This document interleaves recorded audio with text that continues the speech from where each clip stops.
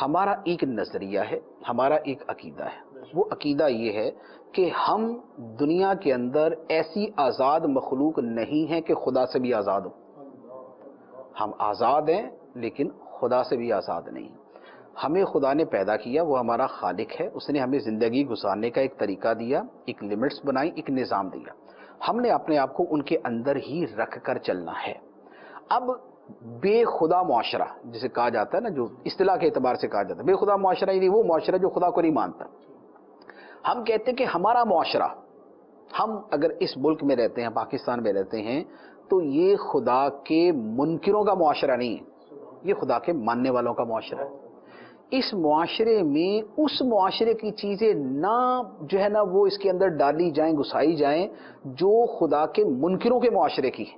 اللہ، بہت باریک بات ہے. جیسے وہ اپنے معاشرے میں ہماری چیزیں نہیں ڈالنے دیں گے.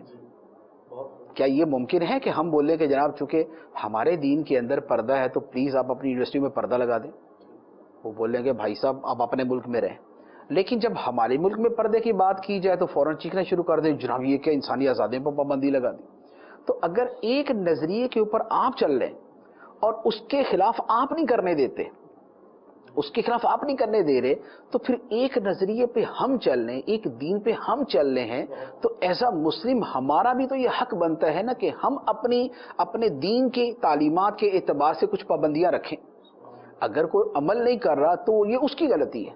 لیکن جو اہل علم ہیں، جو دیندار ہیں، جو امر بالمعروف کرنے والے ہیں، ان کی تو یہ ذمہ داری بنے گی کہ اس کی طرف توجہ دلاتے رہیں. جبراً تو نافذ نہیں کریں گے. شریعت نے ہمیں اجازت نہیں دی کہ ہم جناب بندوق کی نوک کے اوپر سارا کچھ کراتے پھریں.